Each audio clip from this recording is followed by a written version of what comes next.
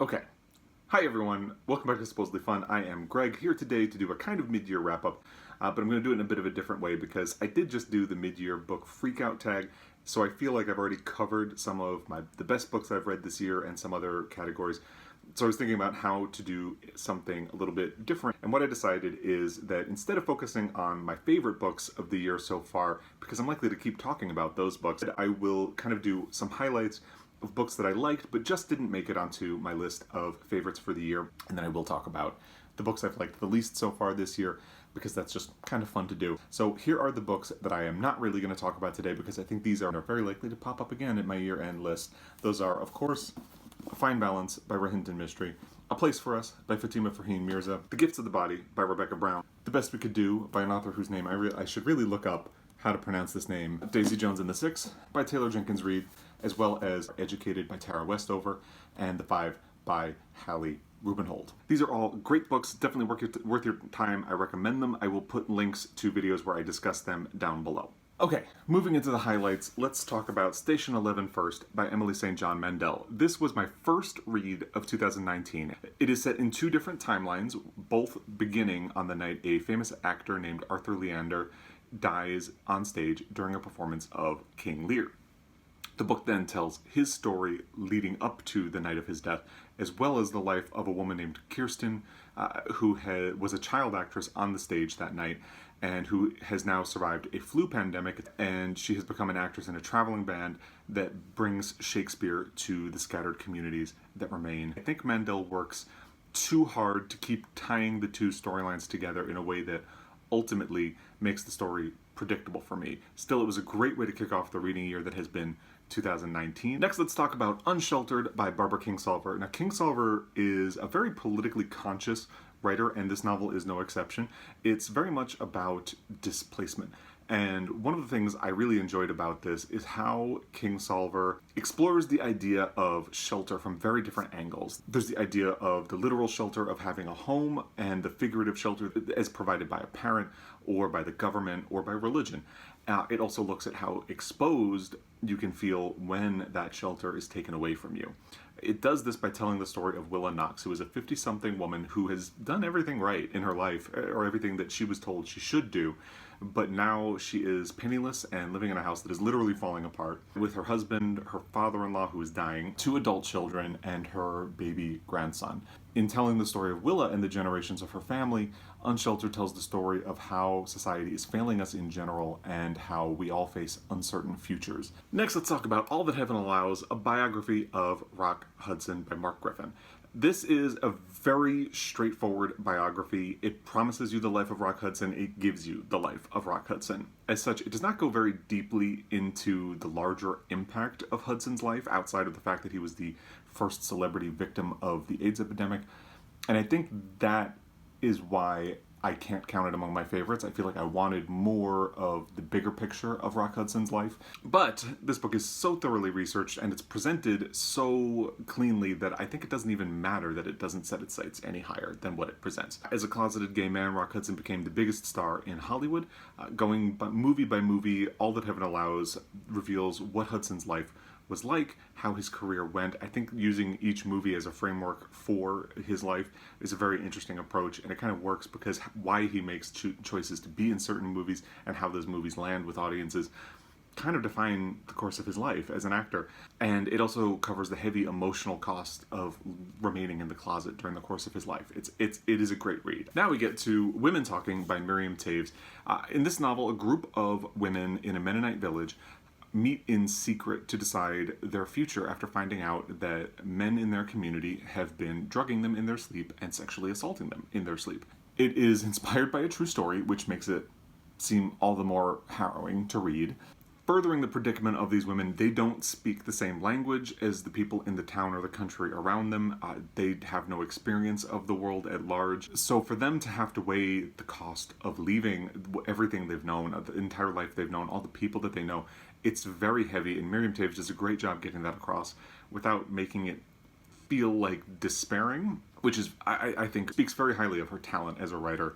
This book also explores the topics of faith, forgiveness, and revenge in very affecting ways. Miriam Toews is an exceedingly clever writer, and she has a unique talent for finding humor in any situation. Her characters are very indelible. I enjoy them. And since I'm talking about Miriam Toews, I feel like this is when I have to make my PSA that if you have not read All My Puny Sorrows by Miriam Toews, you should really get out there and read it right now. I mean, like right now.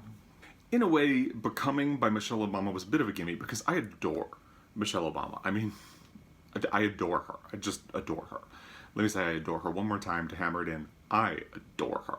But I was genuinely surprised by the depth of what she's willing to reveal to the reader. She talks about how she did not want Barack Obama to go into politics and how difficult it was for them to adjust their lives to political life, and how difficult it was for her to adjust to being a public figure. She discusses marriage and how sometimes it feels like work because you can be on two different planets, but you come together and make it work and love each other. And I thought that was really nice.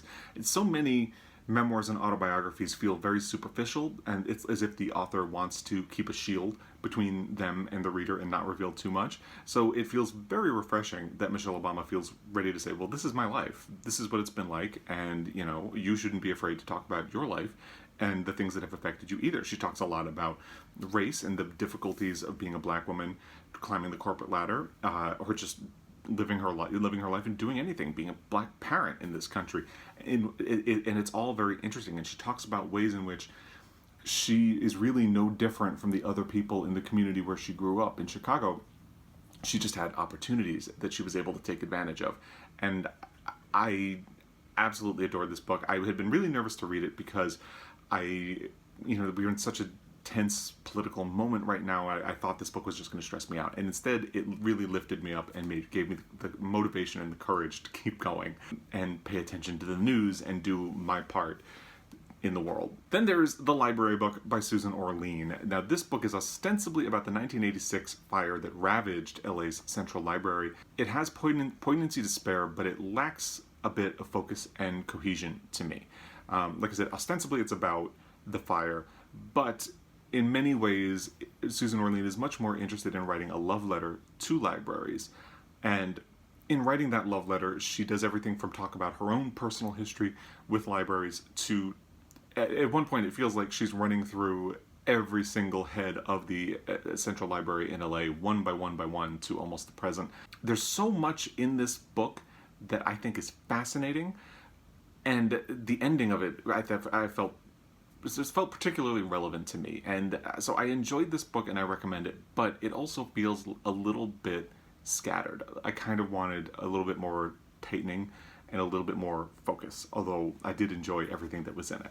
Then we have American Prison by Shane Bauer. This is the account of Shane Bauer, who is a journalist's undercover stint as a guard in a private prison. He was only there briefly, but that was more than enough time for him to witness some horrible activities and for him to feel himself becoming someone he didn't like in order to fit in. It is a great book. It is certainly damning of the private prison system, and I hate to be blasé about this, but I think my problem with this book is that it's also true that Bauer didn't teach me anything that I haven't already seen on Orange is the New Black. So I think this is a really important book. It's a very good book, but in some ways it felt like something I had already seen, and that sounds a little bit weird. I hope you understand what I'm trying to say. Next, there is Good and Mad, The Revolutionary Power of Women's Anger by Rebecca Traister. Parts of this book, which is about the ways in which female anger has alternately been a revolutionary force in our society and in ways in which it has been deliberately squashed in order to prevent progress. So parts of this felt like an echo chamber if you're already inclined to agree with the author, Rebecca Traister, and I do. But in this political climate, it was a really great book for me to read, and it's, in a lot of ways, I really needed that affirmation.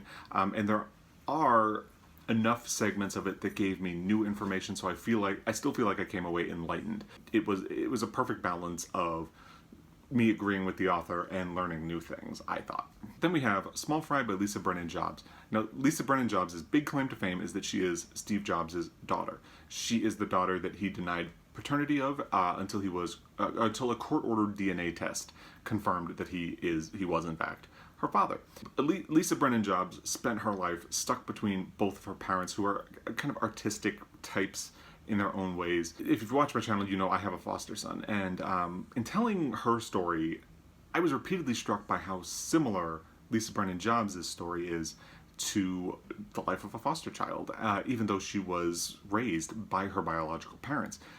But here's the thing, although the story is fascinating, I did not feel that it really built to anything larger. It just kind of peters out in the end, which is true of her life. She does not get a lot of closure from Steve Jobs as he dies of cancer, but I feel like even that could have been used to say something poignant, and it just kind of doesn't. It just kind of ends. So even though I find her story really compelling and fascinating to read about, I feel like I needed something more in the end to tie things up.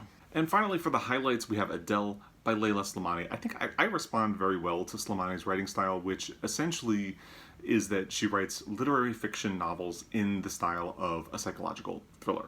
Now, as in her novel The Perfect Nanny, she gets at some really deep notions of marriage and family and class, while creating an aura of suspense and dread that compels you to keep reading and finish the book. In this case, Adele is a character who seems to have everything from the outside, but something is wrong inside of her, and she keeps seeking out sex and danger, and now her entire world is threatening to come apart. I find her books very compelling. I would recommend both of them. Now let's get to the lowlights. First up has to be Tangerine by Christine Mangan. If I had to pick, this would probably be my least favorite read of the year so far. I had high hopes for this book because the jacket copy compares it to Patricia Highsmith. Instead, I found this book to be just a mess. It's both predictable and heavily reliant on one of my most hated mystery cliches, which is that when the author teases the reader by deliberately withholding information from them. I also did not like Mangan's descriptive style, and I found the queer villain character to be a really tired retread of an old problem in literature. Next is The Age of Miracles by Karen Thompson Walker. Now, while the premise of this book is interesting, which is that the Earth's rotation has slowed, potentially causing the end of the world, the execution is, to me, mind-boggling. I don't know if Walker's trying to make a point about how most people ignore the real dangers of climate change and just kind of go about their lives, but the ways in which characters do respond to the gravity of their situation feels insane to me. Like, one of the biggest fights in this book is about how to tell time when days start getting longer. And it just feels like, is that really what society would break down about? I don't know. I know this book has a lot of fans, but I am not one of them. Then there is My Year of Rest and Relaxation by Ottessa Moshfegh, which I think is just hot garbage. Moshfegh frequently feels like she is being gross or deliberately unlikable in her writing, but not in a particularly good way. It's shock and awe just for the joy of being provocative, and I don't respond to that. I had given her another try after I didn't really like the book Eileen, and I think this is where I am officially breaking up with Ottessa Moshfegh as a reader. And finally, for the lowlights, we have The Western Wind by Samantha Harvey. Set in 1491, The Western Wind follows John Reeve, who is the local priest for a small town named Oakham. Now, days before Lent, the town's wealthiest resident, Tom Newman, is swept away in the river and has drowned.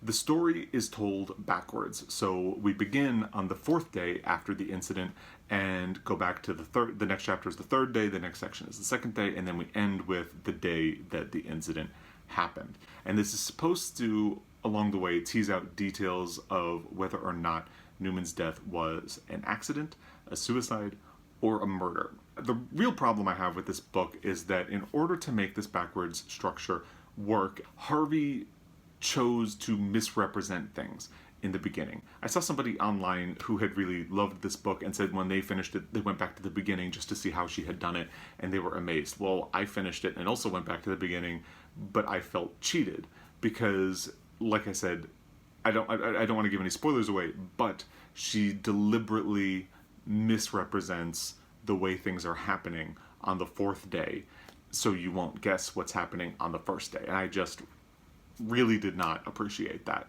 I feel like it would have been much better if it had worked both ways, and it just doesn't, so I can't really get behind this book. So there you go, those are the highlights and the lowlights of my reading year so far. My favorite ones I will be talking about a lot more. You can probably expect to hear a lot more about them, but I would love to hear what you've been loving so far this year, maybe some things that you haven't been loving so far this year, and if you have any recommendations based on these, I would love to hear those as well. And I'll be back again. Until then, happy reading.